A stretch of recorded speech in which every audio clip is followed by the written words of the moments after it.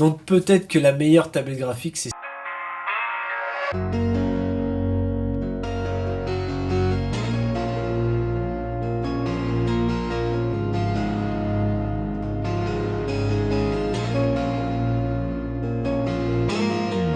Alors, quelle est la meilleure tablette graphique cette année?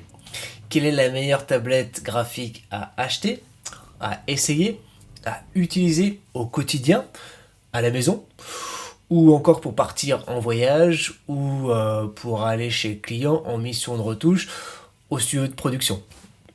Alors, telle est la question qu'on se pose tous, que tous les photographes, retoucheurs photos, infographistes, illustrateurs, passionnés d'images et fans de dessin numérique, voilà, on s'est tous posé cette question, quelle est à l'heure actuelle la meilleure tablette graphique?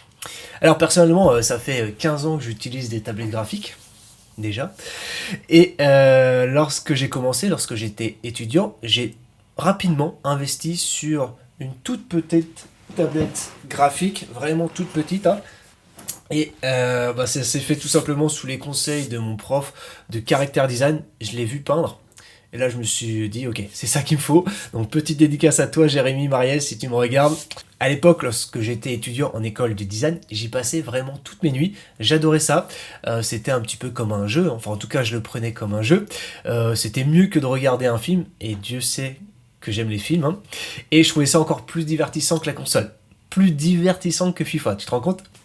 Bon, par contre, au début, c'est pas simple. Il faut prendre un petit peu de temps. Il y a un temps d'adaptation de quelques jours pour les plus rapides et peut-être de aller 1 à 2 semaines, peut-être 3 pour les un peu plus lents. Mais bon, après, avec la pratique, ça vient. C'est comme tout, faut en faire un petit peu tous les jours. D'ailleurs, je trouve que maintenant je suis encore plus rapide depuis que je suis passé sur Mac. Donc peut-être que ça vient aussi de l'ordinateur. Voilà, je vais y venir aussi. Je me souviens de ce qui posait le plus de problèmes au début, qui littéralement me frustrait, voire qui m'énervait à un point, mais t'imagines même pas. C'était tout simplement la vitesse d'exécution de Photoshop, ou plutôt de l'ordinateur, notamment pour faire des coups de pinceau avec un diamètre assez large sur des documents de 2000 pixels. Voilà, quand tu essayes de peindre de gauche à droite, de haut en bas, avec un peu de recul, tu sens un sacré lag et un bon gros lag même, de plusieurs secondes. Tu mets un coup et t'attends qu'il s'affiche. Voilà, ça frustre, surtout quand tu essayes de peindre naturellement, comme de la peinture, au bout d'un moment ça devient naturel, tu essayes de retrouver une certaine fluidité dans ton coup de pinceau, et du coup, ça marche pas. Ça s'applique pas. Même, ça faisait même planter Photoshop, c'était juste horrible, tu voyais que tout se frisait, et malheureusement, quand t'avais pas enregistré, t'avais un petit peu les boules, parce que du coup, ça plantait, et pas moyen de retrouver son document. Bon, voilà. Du coup, j'ai appris de mes leçons. Et surtout, voilà, au cours de ces 15 dernières années, j'ai pu en utiliser plusieurs. J'ai eu un petit peu de pratique. Et je me suis rendu compte que j'ai pas fait finalement de grandes folies dans mes achats. Déjà parce que ça coûte un peu cher. Et surtout, dès que tu as trouvé le bon outil, après, voilà, tu restes dessus, quoi. J'ai plutôt privilégié, on va dire, un outil pratique qui me correspondait, et qui me correspond encore, et surtout un outil que je puisse retrouver facilement partout où je travaille, et surtout avec qui je travaille. C'est plus facile même de travailler vite et bien quand on est habitué à avoir le même matériel un peu partout. J'ai commencé avec une petite bambou toute small, toute petite, de la marque Wacom. Elle est là. Franchement, je l'ai adorée, elle était tip top, je pouvais la glisser dans mon sac à dos et je pouvais du coup l'emmener à l'école. Je la débranchais le matin de mon ordinateur et je la rebranchais en arrivant à la maison pour bosser du coup toute la nuit avec. Et quand je la vois, elle est vraiment toute petite, mais c'était mon petit bébé. C'était mon premier achat en matos informatique. Faut dire que j'avais même pas d'ordinateur, je taxais l'ordinateur de ma petite maman à l'époque. Voilà, j'avais pas les sous de m'acheter un ordinateur. Voilà, ça m'avait coûté, je crois, 80 ou 90 euros. Voilà. Bon, j'avais 21 ans, j'avais pas beaucoup de sous. Je faisais un peu comme je pouvais et surtout, le marché elle ne ressemblait pas à celui qu'il y avait maintenant. Voilà, et puis bien sûr, quand elle m'a lâché, je suis passé à la taille au-dessus. Hop, je l'ai même encore. Elle est là. Voilà, c'est la Intuos Pen and Touch Medium CTH 680. Voilà, toujours chez Wacom, en taille médium. Je crois qu'ils la font plus d'ailleurs, celle-ci. Elle a pris bien la poussière. Il y a bien les marques aussi. En plus, on voit que je peins toujours au même endroit. Voilà. J'ai dû l'acheter à peu près en 2012, il me semble. Pareil, celle-ci, elle me suivait partout. Je la mettais dans mon sac à dos pour aller peindre chez les copains, chez mes clients, en stage plutôt. Fallait ramener sa tablette graphique, incroyable quand même d'entendre ça. Voilà, mais très facile à glisser dans un sac à dos pour partir en vacances ou même peindre dans le train. Franchement, je l'adorais. Elle était tip top. Cette petite tablette 680 S, bah non, ça doit être une small, mais il y a marqué medium dessus. Ça me paraît bizarre. Bon voilà, puis avec les années, bah, je suis passé à la taille au-dessus, hein, toujours chez Wacom. Celle-là, elle est un peu plus récente. Qu'est-ce que ça prend comme poussière ces trucs-là? Voilà. La Intuos Pro en taille médium, c'était la PTH 651. Je crois qu'ils la font plus trop celle-ci, enfin, elle n'est plus comme ça maintenant. Voilà. Par contre, j'ai dû l'acheter en 2017 et comme tu peux le voir, elle s'est vraiment détériorée. Bon, voilà. Mais j'en étais très content sur le moment. D'ailleurs, petite dédicace à Fred Roll qui m'avait bien conseillé, un pote qui travaille chez Wacom et qui est toujours de bons conseils. Donc, des petites dédicaces encore à toi. Elle s'est vraiment détériorée, très abîmée, je trouve. Et le gros inconvénient, c'était les liserés que vous pouvez voir tout autour, là, comme ça. Ça prenait la poussière, c'était juste horrible. Il y a pas mal d'espace vide. Et voilà, donc un nid à poussière. Et si tu prends ton goûter dessus, c'est encore pire. Hein. Donc voilà, j'étais obligé tout simplement de prendre une carte de visite pour enlever la poussière entre les lignes. Je la passais comme ça, et je faisais tout le coin. Je le faisais régulièrement, du coup ça avait tendance à me reposer, à me calmer un petit peu. Mais ça restait quand même une bonne galère. Et bon, voilà. Mais bon, je l'ai quand même gardé pendant presque 7-8 ans. Hein. Je l'ai bien poncé. J'avais enfin trouvé une bonne utilité aux cartes de visite.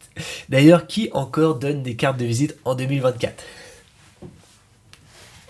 Et enfin, récemment, je suis passé à la Wacom Intuos Pro large. La voilà. Elles sont bons. Voilà, c'est la tablette qu'on retrouve tout simplement partout à l'heure actuelle dans tous les studios de retouche. Voilà pourquoi aussi je l'ai prise. Encore une fois, pour pouvoir retrouver les mêmes outils et être le plus à l'aise possible pour améliorer ma productivité. Voilà, on la retrouve vraiment partout. Hein. Dès que je me balade dans un studio, c'est souvent les mêmes matos, les mêmes écrans, les mêmes tablettes graphiques. Ils ont enfin fait un design un peu plus lisse et surtout on ne trouve pas de la poussière partout. Ça c'est hyper important, surtout quand tu es retoucheur photo. J'ai l'impression qu'on voit que la poussière. Donc voilà, là franchement ils l'ont épuré et ça fait franchement plaisir. Elle est à la bonne taille et pour un bureau de taille standard, voilà, elle se pose bien dessus. Franchement j'en suis content, elle est tip top. C'est le modèle combien maintenant? PTH 860, made in China. Voilà, hyper agréable à toucher, à utiliser, franchement c'est le top. Le seul défaut c'est pour moi le caoutchouc sur le stylet qui prend encore une fois beaucoup de poussière dès qu'on le pose sur la table. En moins de 2 secondes il y a la poussière et comme c'est du caoutchouc ça part pas facilement. Sur du noir en plus franchement on voit que ça. Ça se voit tout de suite. Et comme tout retoucheur hein, on déteste la poussière donc dès qu'il y en a c'est difficile de s'en détacher. On voit que ça. Il serait donc intéressant d'avoir peut-être même d'autres coloris, par exemple du blanc, pour ceux qui aiment avoir un espace de travail totalement blanc, ou encore du gris. Voilà, ça change un petit peu. Bon, moi, tout mon matériel est en noir, donc ça me convient. Seul problème, encore une fois, c'est cette fameuse poussière. Mais bon, je pense notamment à ceux qui ont des environnements totalement blancs, comme les gamers. Je pense qu'ils apprécieraient avoir de la tablette graphique blanche. Voilà. Peut-être que les gamers ils font pas trop de retouches aussi, mais bon, on sait jamais hein. Bon voilà, c'est mon petit retour d'expérience après 15 ans de retouches et de montage photo en tout genre, parce que mon délire c'est quand même de faire des montages photos, donc il faut quand même que j'ai du bon matériel à disposition, que ça fonctionne bien, pour ça il n'y a rien à dire, et surtout c'est rapide, c'est le top du top.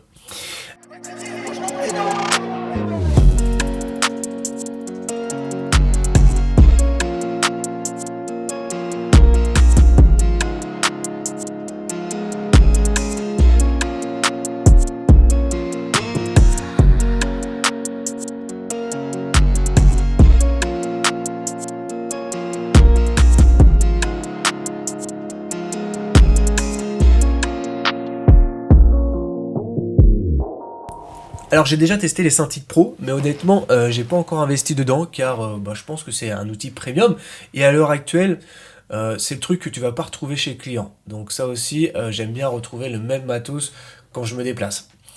Et je pense que c'est aussi le meilleur moyen d'être frustré. Voilà, tu arrives chez le client, tu as une Cintiq à la maison, mais pas chez le client. Potentiellement, je pense que ça peut remettre en question ta productivité. Tu vas perdre un petit peu tes repères. Puis je me vois mal me balader avec ça dans le métro et c'est difficilement glissable dans un sac à dos. Mais je pense qu'un jour j'y passerai, je passerai à la Cintiq Pro, 20 pouces, 24, 30 pouces, 42 pouces, un petit peu comme Tom Cruise à la Minority Report. Donc si j'ai bien un conseil à te donner ou à vous donner pour choisir la meilleure tablette graphique, c'est déjà de faire en fonction de votre budget, en fonction vraiment du niveau de retouche souhaité. Si vous êtes de la retouche précise ou alors un petit peu à la va-vite, par exemple sur du Lightroom, ça va pas être le même niveau de retouche que sur Photoshop. Du coup, je vous conseille vraiment de réfléchir sur la façon dont vous souhaitez vous servir de votre prochaine tablette graphique, sur votre façon à vous de travailler, sur votre façon de retoucher vos photos, mais aussi de vous déplacer. Est-ce que vous souhaitez tout simplement la glisser dans votre petit sac à dos de tous les jours? Un petit sac. Dans ce cas, je vous conseille une small, une tablette small comme je vous ai montré. C'est bien pour les petits budgets, pour les étudiants. Comme ça, vous pouvez mettre des cahiers en plus, des câbles dans vos sacs à dos, c'est très bien. Si vous avez un peu plus de budget et moins de cahiers, je vous invite à passer sur une taille médium. Et demandez-vous aussi, est-ce que vous souhaitez la glisser dans un gros sac à dos, un sac à dos de photo par exemple? Dans ce cas, il y aura peut-être un peu plus de place. Vous pouvez peut-être passer sur une taille médium ou alors une taille large carrément. Voilà, surtout si vous travaillez chez les clients, il vous faut quand même un bel outil, un truc qui fonctionne bien. Encore une fois, ça va bien sûr dépendre de la place que vous aurez à attribuer à votre tablette graphique dans votre sac et du sac que vous utilisez. Et pour ceux qui restent à la maison et qui ont un plus grand bureau, parce que du coup le bureau, la taille du bureau ça compte, avec de la largeur mais surtout de la profondeur, il faut pouvoir avoir le recul nécessaire pour retoucher pendant de longues heures. On n'est pas là pour retoucher pendant 20 minutes, une demi-heure, c'est plutôt du 2-3 heures, 4 heures, peut-être même 6 heures. On a beaucoup de photos à retoucher. Une Display Pro, c'est le top. Celle avec un écran intégré. C'est le top du top, c'est vraiment le kiff. Mais je vais être honnête avec vous, franchement, si vous avez un gros budget, mais que vous n'avez pas l'expérience, n'achetez pas un gros truc. Si vous venez de commencer la retouche photo, vous ne saurez tout simplement pas l'apprécier à sa juste valeur. Vaut mieux commencer petit, acheter petit, puis plus gros au fur et à mesure de votre expérience. Vous saurez tout simplement mieux vous en servir. Vous trouverez une tablette graphique qui répond vraiment à vos exigences. Ça doit vraiment servir votre façon de peindre, votre façon d'utiliser les boutons, les paramètres tactiles, ceux que personne n'utilise. Voilà, et surtout ça doit servir votre position, assis, debout, que vous soyez droitier, gaucher ou encore ambidextre. Donc peut-être que la meilleure tablette graphique c'est celle que tu as déjà, celle que tu auras pris le temps de choisir, celle qui correspond tout simplement à ton budget et à tes habitudes. Et si tu en as pas encore, je t'invite tout simplement à aller chez un ami, essaye-la, teste-la pendant 30 minutes, ça suffit pas, peut-être pendant 1 heure, 2 heures, ou alors demande-lui tout simplement qu'il te la prête. Tu peux d'ailleurs faire des locations. Je t'invite à tester au moins 2 semaines minimum pour voir si elle te convient. Et ensuite, là, tu pourras acheter ou voir un modèle supérieur. Alors, et toi, quelle tablette graphique tu utilises? Est-ce que c'est celle que tu as déjà ou est-ce que c'est celle que tu rêves d'avoir? Ou c'est celle tout simplement qui n'existe pas encore? Dis-moi tout ça dans les commentaires, ça m'intéresse de savoir si tu es encore un vieux de la vieille, si tu fais encore tout à la souris, ou bien si tu fais aussi dans la pratique, ou bien dans la Cintiq.